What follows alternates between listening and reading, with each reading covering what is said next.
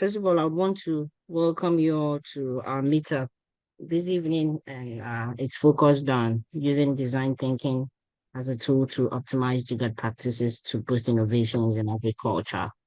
And today, what we'll be doing is to explore I would say, the dynamic intersection of design thinking and jugaad practices, with focus on how we can apply these in the field of agriculture. I think we'll all agree that recently the agricultural landscape, both in Ghana and in the world at large, is facing various challenges ranging from food insecurities, climate change, and all that. And these are mostly as a result of consumer demands and the advancements in technology. In order to address some of these problems, what we have to do is to drive innovative solutions, and we need to drive solutions that can possibly um, optimize productivity and also enhance enhance and ensure food security in the growing population across the country and across the globe.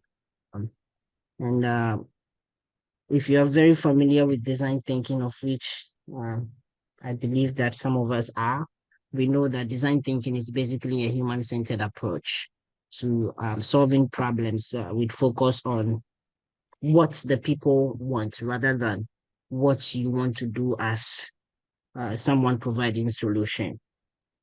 And the other way around, when we are talking about Jugaad practices, of which our facilitator will delve into, it's also I would say, based on what I've read, it's like indigenous innovative practice towards doing things. And so tonight we'll be looking at these two, design thinking and Jugaad practices, and how we can merge these two or blend the two principles that drive these concepts together so we can unlock untapped potential innovative techniques in the agricultural sector.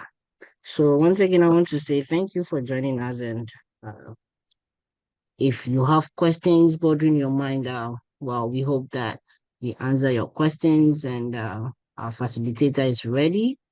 I've known him for a while now, and he's up to task. So yeah, before I introduce him, so today what we'll be doing is that first of all, we'll be working together, and we'll start by looking at what Jugaad what is Jugaad, and what's the creativity that is within Jugaad practices. And we would also look at some examples that we've come across to drive the point we are trying to communicate. And then we'll identify the touch points between Jugaad practices and design thinking techniques. And finally, we'll get into groups and we do some activities that can optimize Jugaad in the context of agriculture as we intend to.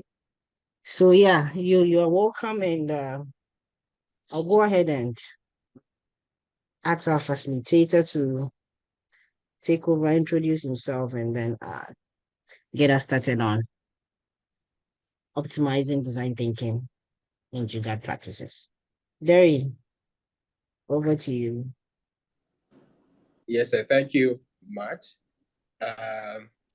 And good evening to everybody. I don't know if anyone is joining us from outside Ghana, but if I'm outside Ghana.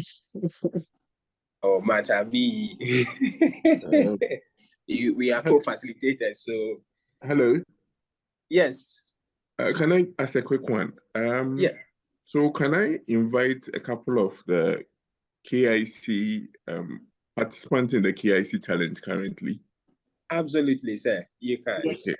I just said yeah. Okay. Yes. So greetings to everybody once again. It's an absolute pleasure to be with you this evening, and I'm very happy to learn or co-learn with you throughout this session. just a few heads up. Wherever you are, I just hope you will be able to quickly grab a pen and a paper or some book to be able to write or do some activity, because as Matt noted, we are not just going to talk. This is a meetup. So imagine it as we've met, we are discussing, trying to generate ideas and do things together. So we are not just going to be talking or just listening, but we are going to be doing in order to co-learn. So we are just going to pause for like about 1 minute.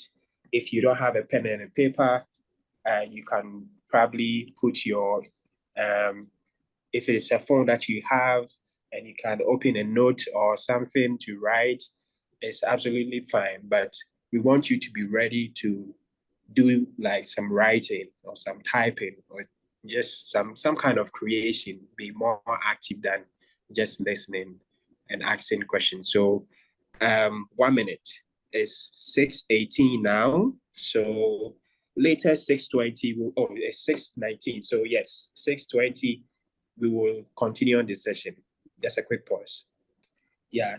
So greetings. If you just joined, we have we've just announced that we want you to grab a pen. Yeah. So if you just joined, welcome. We just announced that we want everybody to grab a pen or something, a pen and a paper or a book. Or if you have an iPad and you want to write something on the side, you can also do that. But yes, we want you to be ready to engage and not just listen, but practice whatever we are going to be doing together. All right. So it is 6:20. Thank you once again for joining us today. My name is Emmanuel Deriwanye, and I'm happy to be your facilitator tonight. Yes. So Matt has introduced what we are going to be talking about today, and I've had a lot of people come to ask, so what exactly is Jugaad? And I don't want you to lose me on this one. So Jugaad basically is, it originates from India, but it's a term that stands for something that we all do every day, which is improvisation. Just cast your mind back to all those days, all those circumstances where you found yourself, you're trying hard to do something, but you don't have enough time, you don't have enough tools, you don't have enough resources to be able to do all those things. And so you are forced to improvise. You are forced to use what you have at the moment to get that thing done, even though you don't have all that it takes to do it.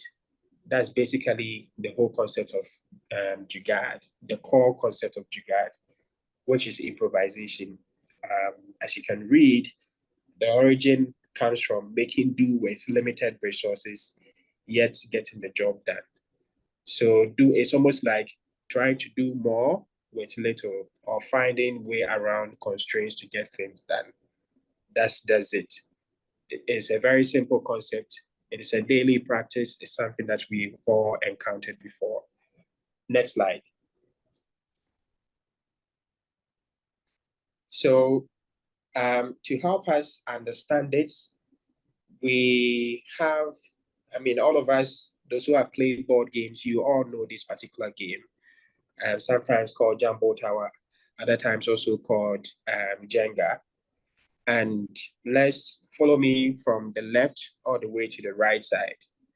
So from the left, you can see that if you have all the pieces, in this case, all the resources, you'll be able to build something that is compact and almost absolute, and it stands steadily.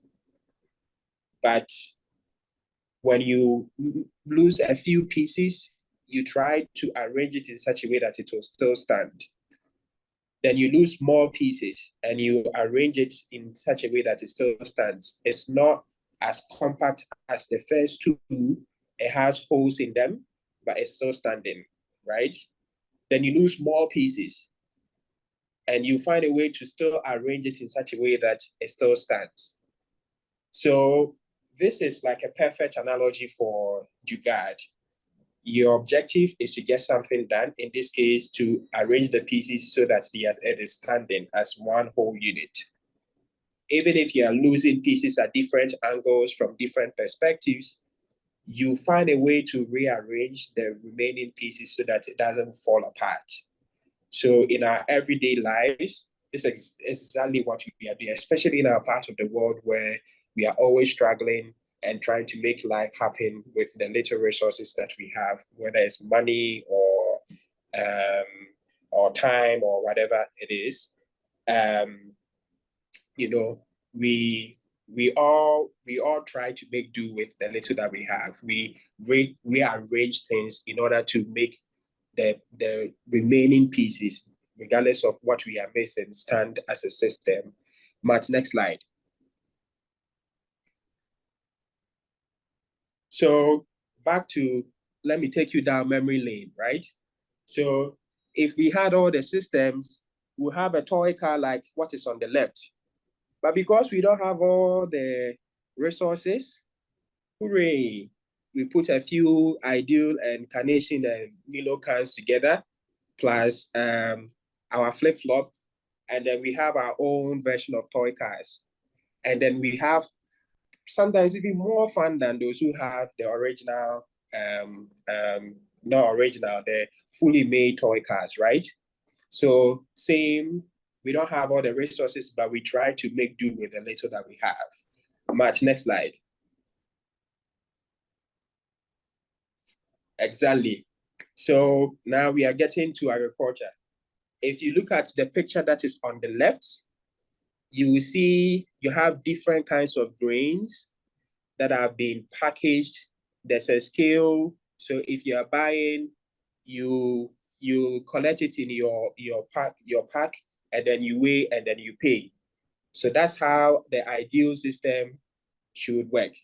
But if you go to our market, Mokola and all those places, we don't have the luxury to be able to do something that works like this, to label and then have these fanciful packaging for sales.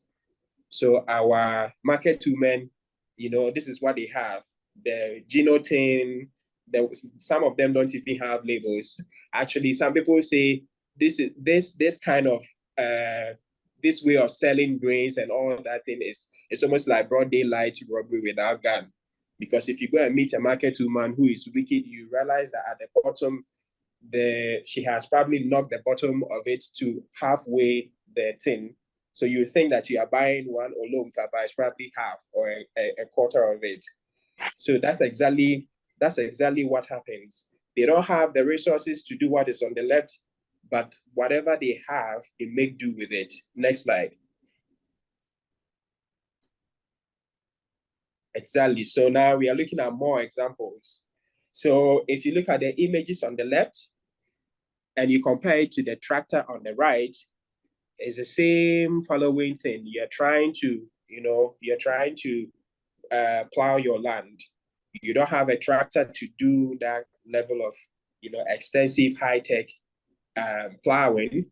So in the middle, there's a makeshift structure created with a metal, and then you just roll it on the ground, and then you try to get the thing done.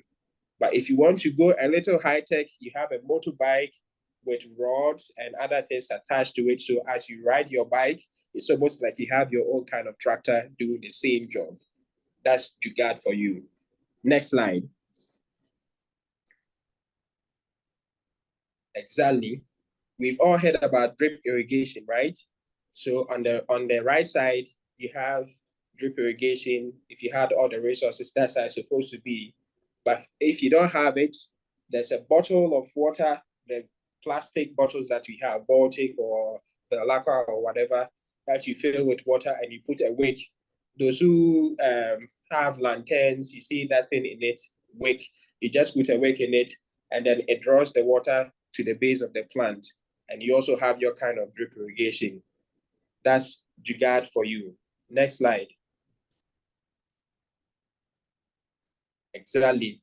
So when I was in high school, that was the first time I saw this style of storing tubers of yam, where they plant stakes into the ground and then they tie the tubers of yam around it, and it will stay for months, so that when the school is in Bono region, so when they harvest a lot of yam from Techiman and those places, the school buys it in bulk and then they keep it for several months. I mean, we didn't have money and the luxury to build a very complex system like what you have on the left. But Jugaad, this is Jugaad for you. Try to make do with the little that you have. It doesn't cost anything to get sticks. I mean, we had vast forests, so we just cut sticks, they get ropes, they tie the yams, and we have our storage facility. That's Jugaad for you. Next slide. Exactly. When it comes to grains as well, if we had the luxury, we will build silos like what you have at the top, those shiny silver-looking structures. Those are silos that you can use to store grains. But we don't have that. So if you go to most of our villages, you will find huts like what you see on the sides. Sometimes it's even where cooking is done, so that the smoke will kill the germs and all of that. But at the end of the day, the point is that you're able to keep the grains longer than it would have lasted otherwise. And then you get the job done, even though you don't have all the luxury to build a complex system like the silos that you have at the top. Next slide. Most of you, I'm sure, are probably familiar with this story. So William Kamkwamba, the guy who harnessed the wind, is even a movie on Netflix. So this young guy in his village built a windmill that he used to supply electricity. So it was first for his home, and now he used it to power a pump that pumped water to the farm for his parents and his community. And then because they were facing drought, it came in at the right time. It really helped them. When he was building it, I mean, you can see the structure on the left, the extreme left, and compare it to what is on the immediate right of it. That's an actual windmill. It doesn't look anything like what this guy has on the left, except that it's made out of sticks. You can see scraps of bicycle and so many other things that he has combined to create a windmill. That's the concept of Jugaad. You don't have the luxury of all the materials that you need, but you are able to make do with the little that you have or with what you have, regardless of the constraints that you may be facing.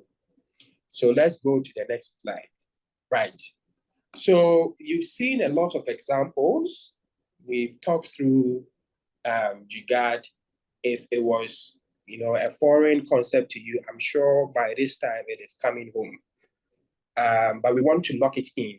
So this is a framework that, now we are going a little bit academic. That was developed by these two authors as cited over here.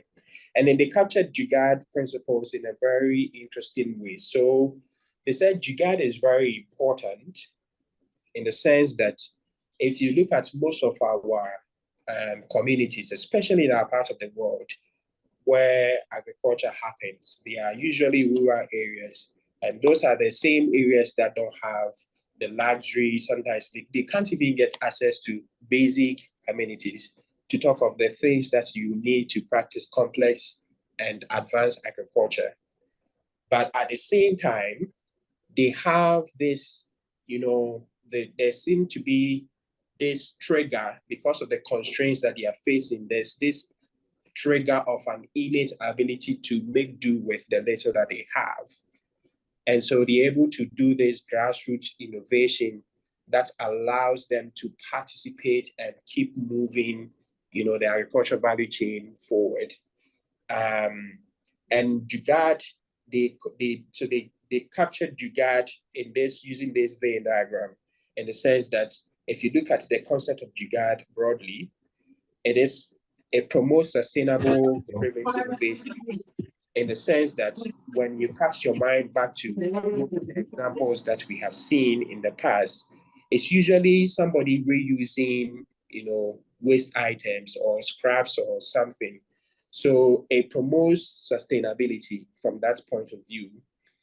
And it is frugal-driven innovation. Frugal-driven innovation in the sense that you're basically doing more with less. So if you look at the examples once again, you are not spending, usually the things that you use, you are not spending too much money to acquire them, or too much expertise or too much resources to acquire them. You're basically using everyday items, everyday skills and resources to do them. And then it's socially driven. And this is very, very important because it happens within, community. There's always, it has like deep connections with the people involved, because it's usually those who are practicing Jugaad are usually those who are facing the problem, or connected to those who are facing the problem one way or the other. So it is very, very deeply connected in every society where it happens. And if you read, I really like the part that says the argument, so the last sentence is that the argument is that under conditions of scarcity, the human mind is stimulated to think outside the box. And that is very, very important, especially the fact that we are trying to connect Jugaad practices to design thinking.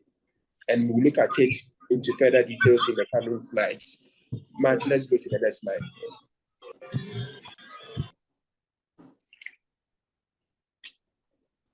Yes. So this is a very interesting example that I wanted to throw in here. So you may not be able to read the text fully, so I'll summarize the story.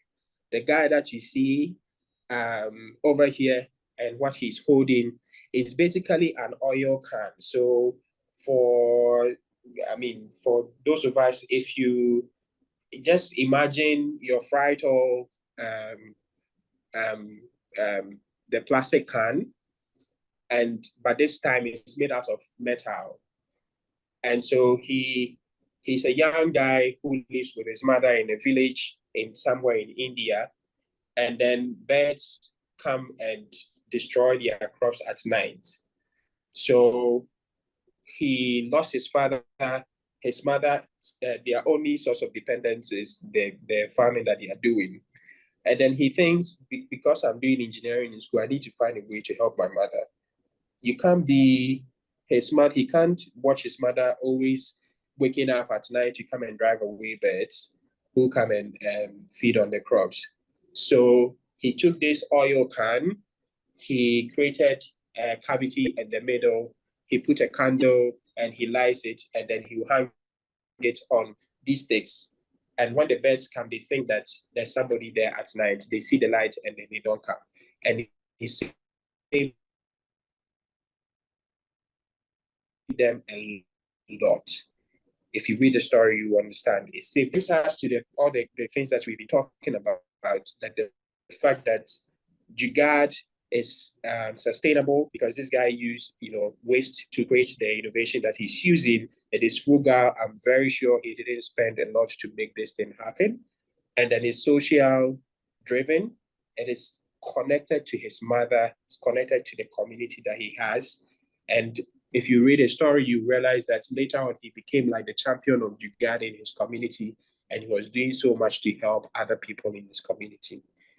So, I'm going to pause here.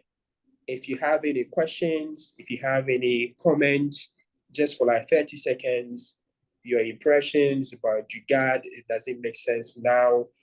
Just reflect the things the many times that you have tried to improvise what you were trying to do. Maybe we can get some people to share their experience just for like 30 seconds before we continue. Anybody? Let's see. After 10 seconds, if nobody talks, then we'll pick. Okay, Fred. Yes, I can hear you. Okay. Fred, go ahead. You wanted to share an experience. Sorry, I can hardly hear you. Your voice is faint. Oh, sorry. Is this same for everyone else? No. No, there is No. loud and clear. Okay. So Fred, you may have to check your side. But anybody else to share an experience? Once, I mean, Jugaad improvisation is something that I believe we all practice. So just tell us how you practice Jugaad. Yes. And Evelyn. Yeah, but Evelyn. Yeah, thank you so much. This is the first time hearing this word, but after the explanation, I realized that I've been doing that a lot. I'm a mushroom farmer, and most of the things I have to improvise. Sometimes I have to use plastic bottles to grow mushrooms, use waste that have been left on the farm to grow mushroom. So I didn't know that that was the term for it. And I grew up in the village, and I saw how my family preserve the millet. They kind of hang it at where we cook so that the smoke and preserve it. I didn't understand, and I didn't know that they were all parts of storage to prolong the shelf life. So thank you very much. It's very educative, and it helps us to understand that even though we are using that method, it doesn't mean we are failure, but we are being smart to keep going. Thank you. Wonderful. Case in point. Thank you so much, Evelyn, for sharing your experience. Yeah, so, I mean, that's exactly what we are trying to do. Jugaad is something that we practice. So the purpose of this session is, you have been doing this thing for a while now. Now let's pause. Let's consider what we have been doing and see, well, is there a way we can take this thing to the next level and get the most out of it? Because whether we like it or yes, until we get all the resources that we want, we will still be improvising. So if you are going to be doing it, then why not do it and do it better, you know? So that's exactly what we are driving towards. And once again, for those who just joined, we announced initially that if you have a minute, just quickly grab a pen and a paper or a book or something, because we are not just going to be talking. At some point, you have to do some work before we come together in smaller groups and discuss the work that we've done individually. Right. So we've been looking at Jugaad all this while, but the point of this is that we have design thinking on one end. Design thinking is a problem-solving approach. It allows people to, people who thought they were not creative to get that kind of confidence and feel like there's this particular problem that I've been thinking about for a while now. If I follow step A, B, C, D, I'll be able to come up with these particular solutions, test them, see what works, see what doesn't work, and at the end of the day, create a creative solution to that problem. And then you have Jugaad on the other end, which says, if you have little resources, you can still make something happen. So what are the touch points? How are these two connected? And then when we looked at the two, we realized that there are definitely touch points to them. So for instance, if you look at empathy, I mean, the whole point, so the 4 stages of design thinking, the 5 stages of design thinking as illustrated over here. You have empathy, define, ideate, prototype, and testing. And at the empathy stage, you're trying to deeply understand whatever challenge you are looking at in context. And then you want to know why it exists, how it exists, who is involved, who is not involved, who is influencing it, whichever way.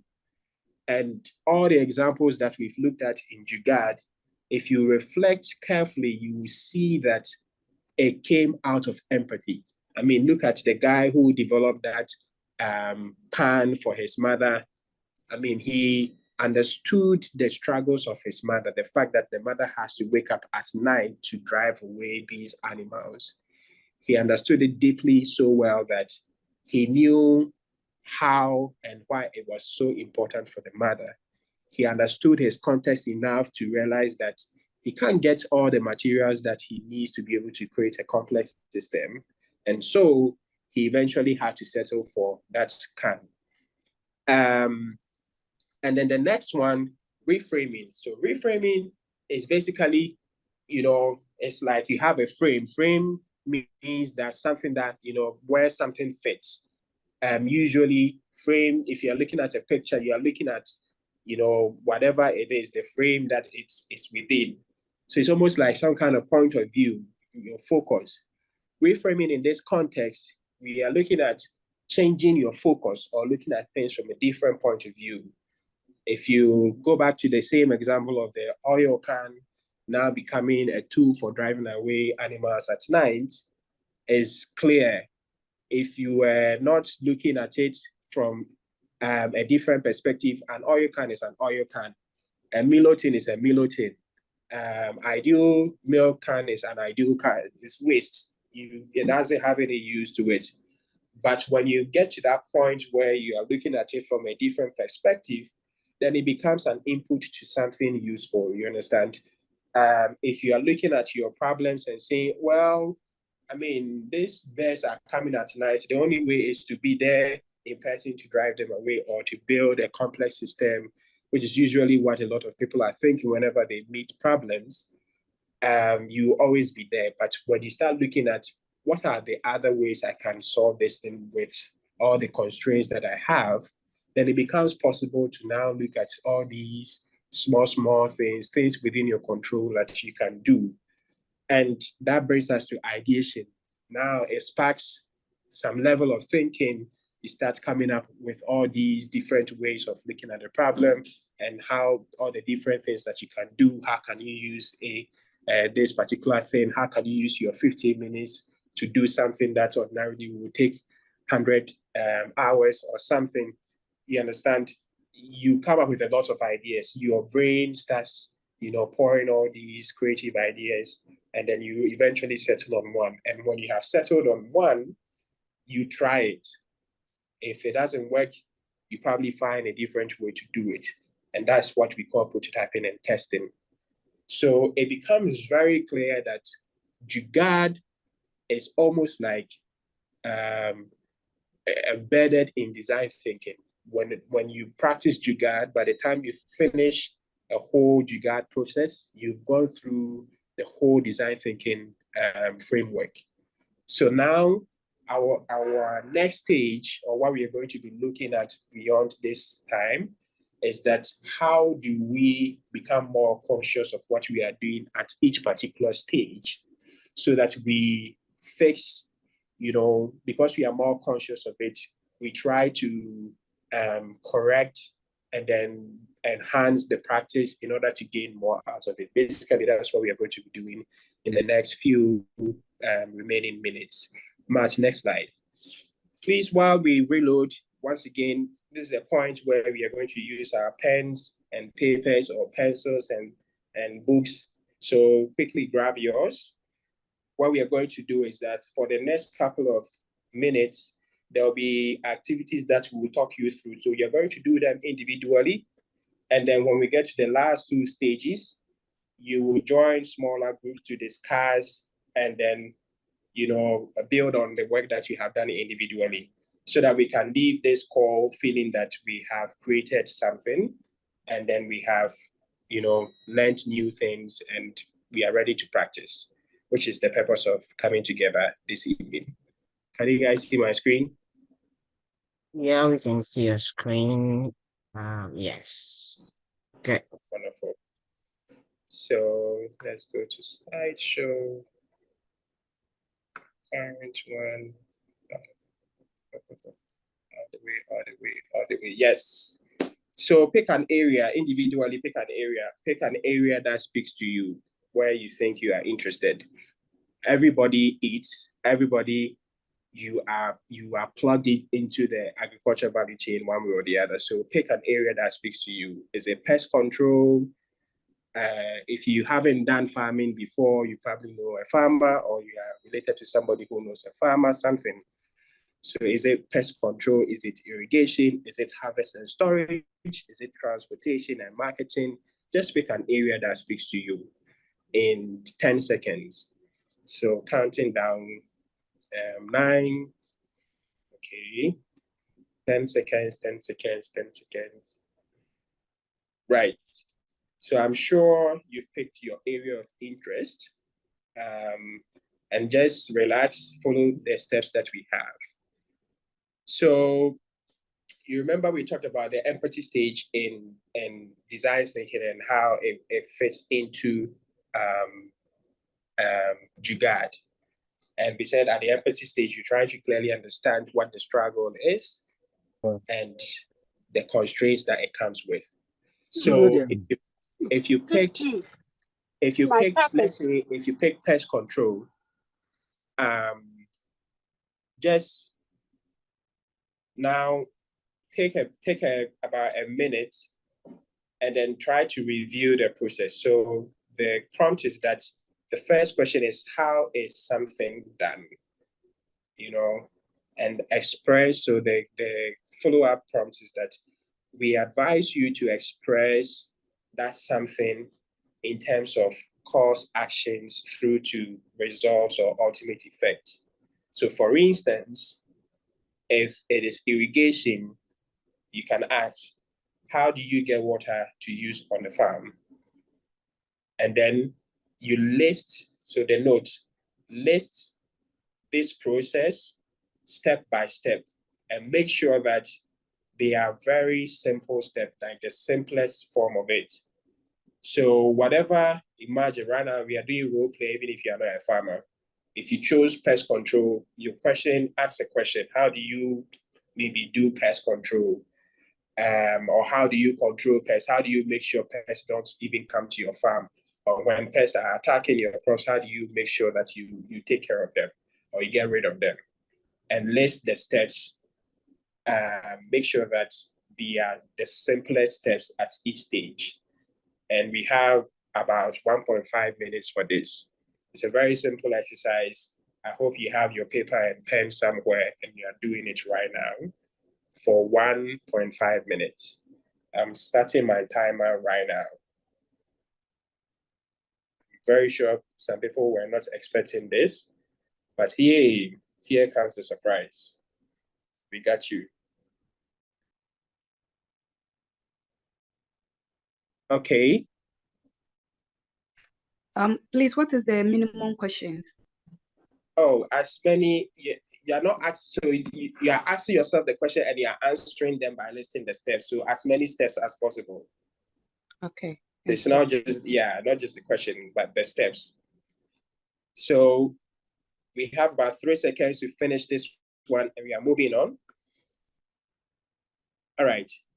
So we're about to go to the next step. Yes. So next step, now that you have your steps, so for instance, how do you get water on the farm to use? I do step A, I do step B, I do step C, you have all that. How do you transport your things from the farm to market? I do step A, step B. Now what we want you to do is to take another 1.5 minutes and evaluate each step. And you're looking at the highs and lows. What are the positives? What is working at this stage of this thing that you're trying to do? And what is not working? And we want you to express, so if you find a positive thing or a negative thing, we want you to express it in the form of how it occurs. So there's an example here for you to consider. For instance, if you are asking yourself, how do you get water to the farm? Instead of saying, we just collect rainwater, we want you to go a step further and express it in the way it actually happens and say, we have 5 3,000-liter tanks that we use to collect enough water for 5 weeks, because it is a positive stage because you think the tanks collect enough water for 5 weeks. That's why it is positive. So quickly look at each step and try to, you can just simply put plus and minus, but plus at each stage where you put plus or minus, express the positive and negative evaluation in the way it happens. So the negative example is maybe you have to pay for it and it's expensive, but don't just say it's expensive, just say why it is expensive or how it is expensive. So they say water costs 3,000 cedis more than your financial capacity, and there's no payment in installment. So you are now capturing why it's a negative step or a low step. I hope this makes sense. I'm starting my timer right now. 1.5 minutes.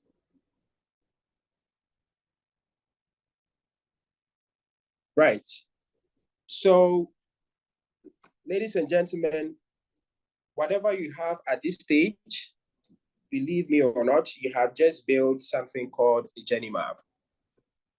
And you may have been doing it one way or the other, or if you have ever imagined it one way or the other. But right now, whatever you have, if you look at it carefully, because you have been able to break down whatever process it was into simple step-by-step stages, what you have done for yourself is that whatever process it was, if you look at it from the whole point, it becomes a complex process. But now you have simple step-by-step process arranged in sequence. And so you have reduced the complexity of the process into manageable steps. And because you have done that, if you evaluate it carefully, you realize that now you feel that every step is more manageable and you have control over it. Now you can change it. So, for instance, the examples that we use, if buying water was expensive, you know it's expensive because it is 3,000 cedis more than you can afford, and there's no payment for it. There's no installment payment condition. Well, can you negotiate for payment in installment? It's something that you could do. But before, if they ask you, how do you get water? Oh, me, I don't get water. If it doesn't rain, I don't have water on my farm to use. That's it. But now, because you split it into simpler steps, you can look at each step and you find a way to deal with it. Let's go to the next thing. I want us to look at motivation. So there's how we do something, and there's also why we do something. So we want you to, can you mute your microphone, please? Yes, thank you. So we want you to quickly look at whatever steps you have or whatever you have been doing. So pest control, transportation to the farm, irrigation, whatever it is, and ask yourself once again, why something? So you have to express it to capture the view of it. So for instance, why do you do pest control? Why do you want to get rid of pests? Or why do you even want to get water to your farm in the first place? And this is something that we all do. So keep asking why, then you answer, then you come to why the next answer. Just keep asking that why. And I want to throw in something. So at a certain stage, I mean, whether it is the first why, second why, or third why, we have something that we are calling, for the sake of this call, branch expressions. Branch expressions is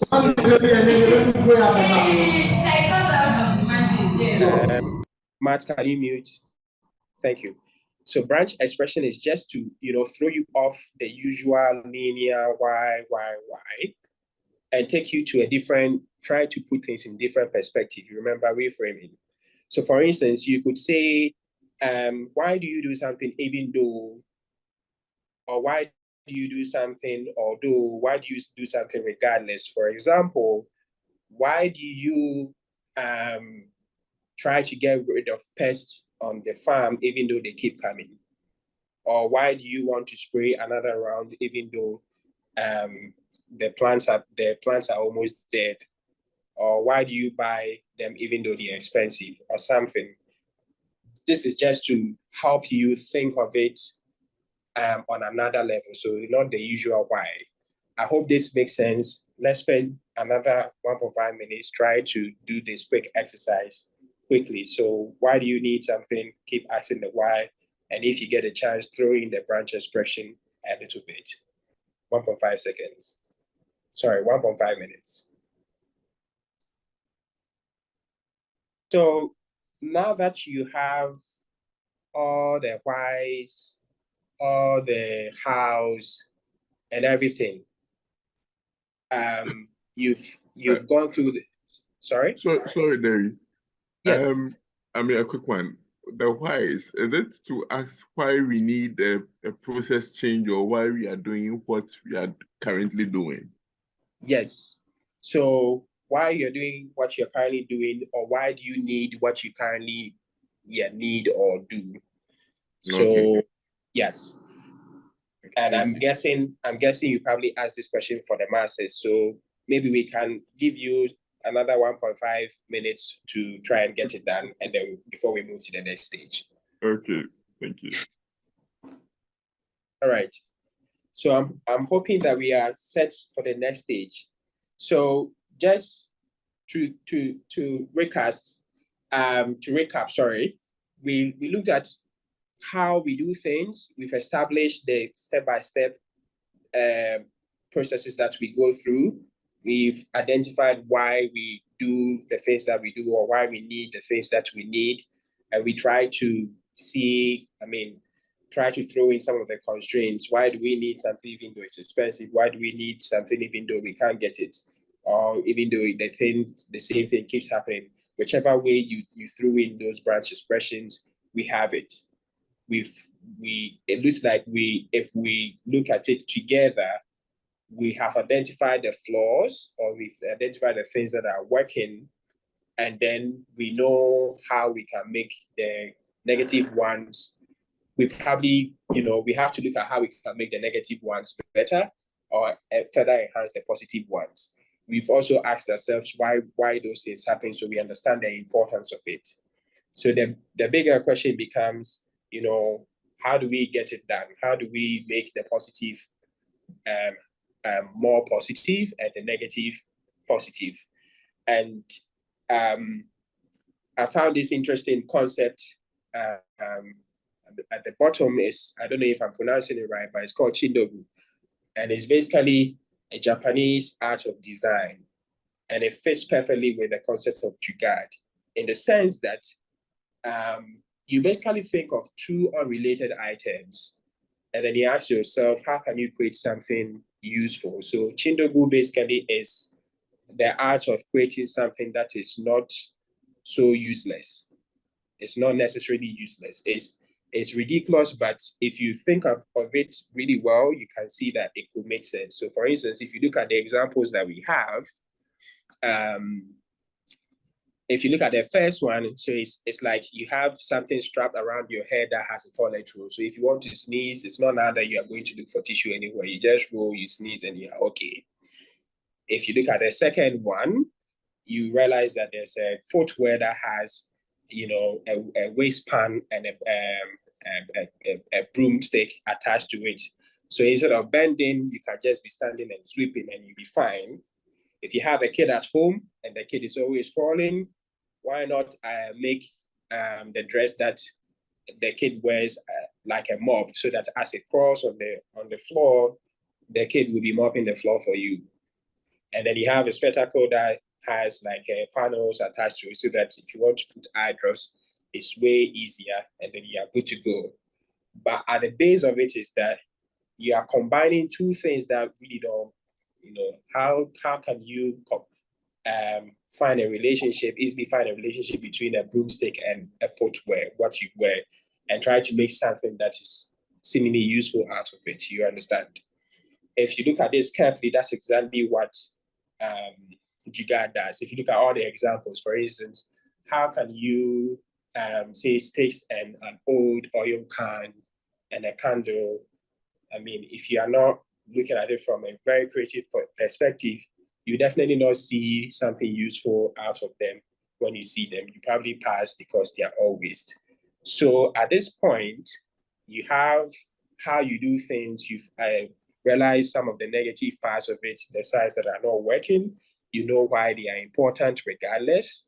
So we want you to think of everyday items. And this part, we want you to be very, very creative, go wild, go crazy. I mean, you can see the examples I've showed you. So there's no limit. But look at everyday items around you, everyday circumstances around you, and pick 3 ordinary resources. So it could be people, it could be things, it could be items that you can combine to make at least one of the negative things that you found better, and then the positive things you can enhance it. I hope this makes sense. So pick 2 or 3 ordinary things, combine them, and then think of how they can come together to create something useful, basically. The next prompt is that you can use what if. So let's say what if, funnel and eyeglasses could come together to help people put eye drops better, and then you are good to go. So think of it that way, and then let's do this in another 1.5 minutes.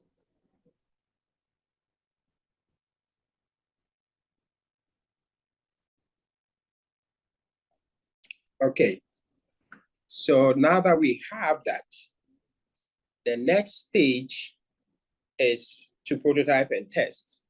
So here you can go wild. However you want to, express the concepts, whichever different resources that you put together, however you want to express that concept to illustrate how it will work to solve whatever need you had before, please feel free.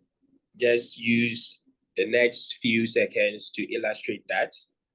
And then while we are doing this, Matt is going to open 4 breakout rooms. And it's basically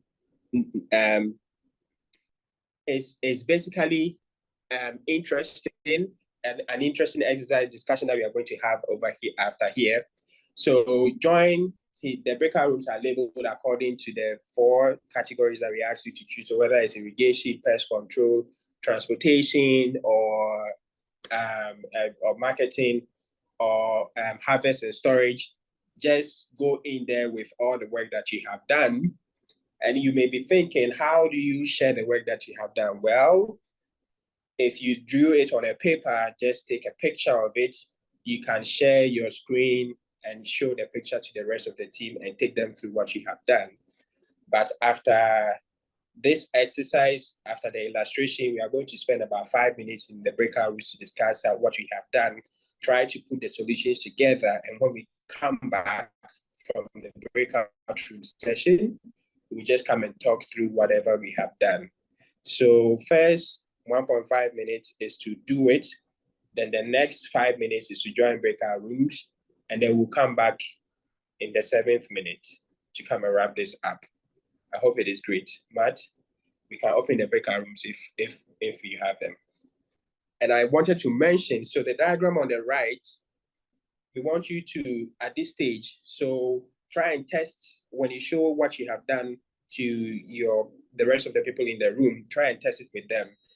Help you identify, so the plus is for the positives, the negative is for what is not working. Then the bottom right corner is for things that you probably have to cut out and ignore. And then the top right corner is things that you can enhance just to make it a more robust Jugaad practice. So Matt, kindly confirm if you have the breakout rooms opened, and then we will jump in there. If you have any questions, just raise your hand, send us a comment. We will come in there and help.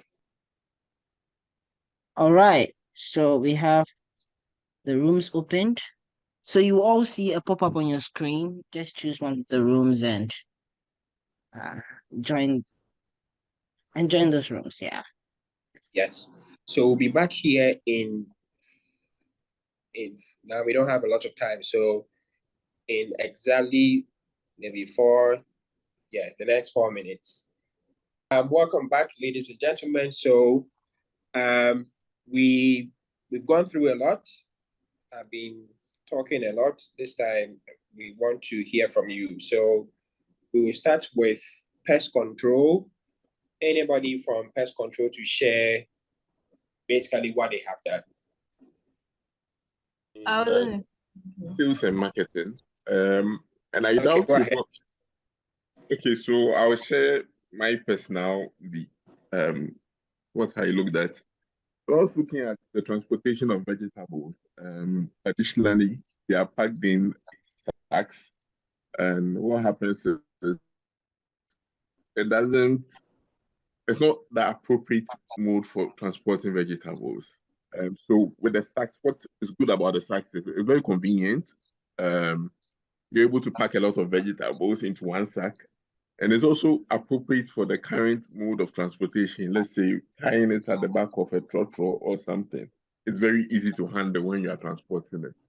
But the downside is the fact that it doesn't keep the vegetables very well in terms of their physical appearance and also it affects the nutritional value of the vegetables since that's not the appropriate way of handling it.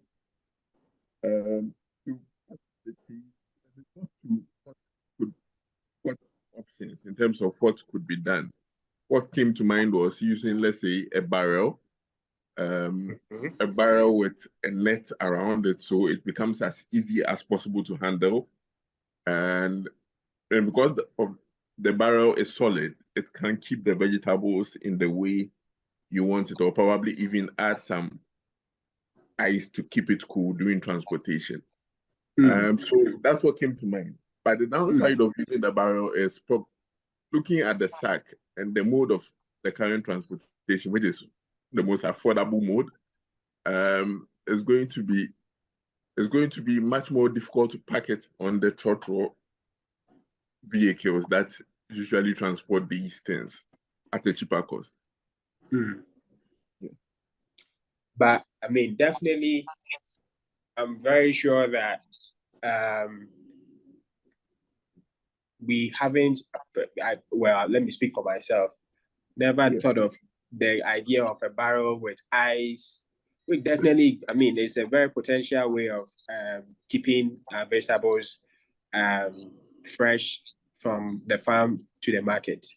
So if we look at it very well, we might be able to even solve the transportation bit of it and then get it to the market fresh. Thank you so much, Andrew, for sharing this with us.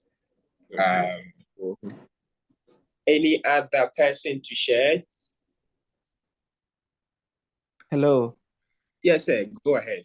Yes. Oh, please. This is just a little thought on what Mr. Andrew just shared. Feel free. Like some of these conveying cars, sometimes they are able to take off their seats in the car and just pack these things into it. I think similar mode can also be used for the solid container he's talking about right now. There we go. So I'm very sure if we put Andrew and Courage together in the next few months, we'll probably have a new Jugaad that will enhance transportation of fresh vegetables from farm to market. And that's the whole point of this meetup. Anybody else to share? My own is on the harvest and storage, or we are still on transportation. Oh, go ahead and share.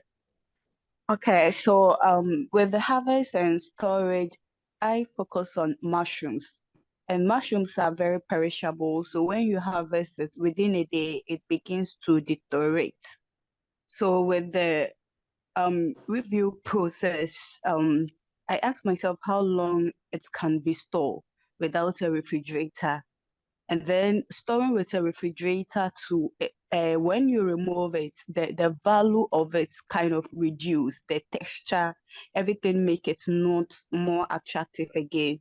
And sometimes I find it very hard to sell everything within a day. So what would be the alternative that I can come out with so that the mushroom will not lose its attractiveness or value and also can be stored for a longer period. So I thought of drying, adding value to it, adding other natural spices to the mushroom, and then marketing it. And I also thought of, like, if the person still insists of going for fresh mushroom, I got an idea of using charcoal to build a storage structure.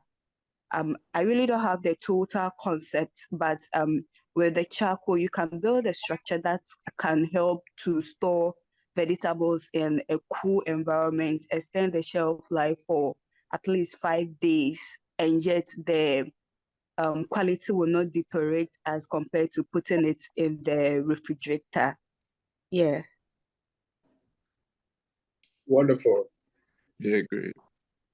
I think it's a combination of charcoal and clay. If Yes. Okay. Yeah. Okay. I feel like if we stay on for like few more minutes, we may be able to even create something while on this call. And I'm happy that all these things are coming up. I hope, even though not everybody is going to get a chance to share what you did, at least it has triggered a new kind of thinking, and you can carry this on from this call and be able to practice whatever we have discussed. I'm very, very grateful that you spent your Thursday evening with me. I can't ask for anything more. So thank you so much. I will hand it over to Matt. But before that, we are just saying that in Jugaad, you basically have to create the box and then think outside of it. Even if you don't have all the materials, create your own box of materials and find a way to think outside the traditional way of using them. So thank you for your time. Over to you, Matt. All right. Thank you, Derry, and it's been a lot of insights, and I believe that we've all picked up something, we've all learned something new. And I also want to thank everybody for joining us. We had a couple of people drop in because they had to attend to other things, and we are glad to spend the evening with you. And we look forward to engaging with you again in another section next month. Hopefully, next month we'll be looking at